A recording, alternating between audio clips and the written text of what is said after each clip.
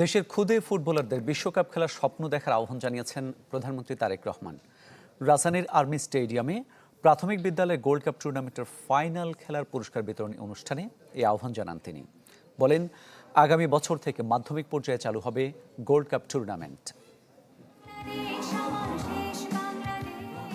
বিশ্বজুড়ে ফুটবল উন্মাদনার মধ্যেই দেশের ক্ষুদে ফুটবলারদের নিয়ে প্রাথমিক বিদ্যালয় গোল্ড কাপ টুর্নামেন্টের চূড়ান্ত পর্ব।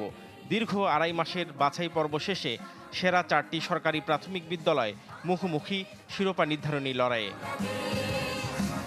বাংলাদেশ আর্মি স্টেডিয়ামে জাতীয় পতাকা ও বেলুন উড়িয়ে উদ্বোধন করেন প্রধানমন্ত্রী তারেক রহমান। বলে, কিক অফ করে সূচনা করেন ফাইনাল খেলার। কিক-অফের মাধ্যমে খেলা উদ্বোধন।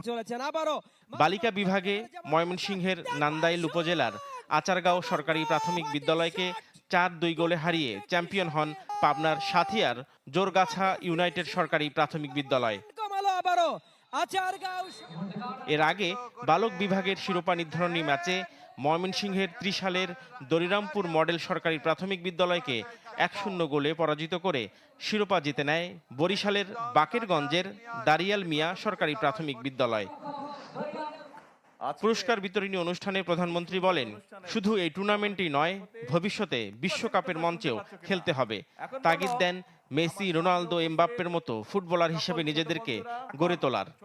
ফুটবল ওয়ার্ল্ড কাপ হচ্ছে, এখানে রোনালদো খেলছে, এখানে মেসি খেলছে, এমবাপ্পে খেলছে, কিন্তু তোমাদের মধ্যে থেকে এরকম খেলোয়াড় তৈরি হতে হবে।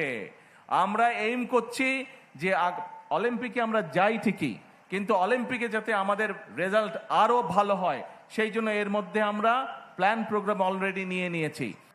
তিনি জানান, আগামী বছর থেকে প্রাথমিক পর্যায়ে শুরু হবে প্রাইম মিনিস্টার গোল্ড কাপ। বলেন, সব খেলায় পারদর্শী হয়ে বিশ্ব মঞ্চে দেশের প্রতিনিধিত্ব করতে হবে নতুনদেরই। সেকেন্ডারিতেও শুরু করব এবং ইনশাল্লাহ এই বছর সেকেন্ডারি থেকে এবং আগামী বছর প্রাইমারি থেকে আমরা প্রাইম মিনিস্টার্স কাপ ইন্ট্রোডিউস করব। কাজেই তোমাদেরকে এখন প্রিপেয়ার্ড হতে হবে, ওয়েল প্রিপেয়ার্ড হতে হবে তোমাদেরকে। ৬ এপ্রিল শুরু হয় টুর্নামেন্ট। অংশ নেয় ৬৫,৩০০-রও বেশি প্রাথমিক বিদ্যালয়। গ্রাম থেকে ইউনিয়ন, উপজেলা, জেলা ও বিভাগীয় পর্যায় পেরিয়ে সেরা ৪টি দল জায়গা করে নেয় জাতীয় পর্যায়ের চূড়ান্ত পর্বে। নাফিউল ইসলাম লিংকন, চ্যানেল 24, ঢাকা।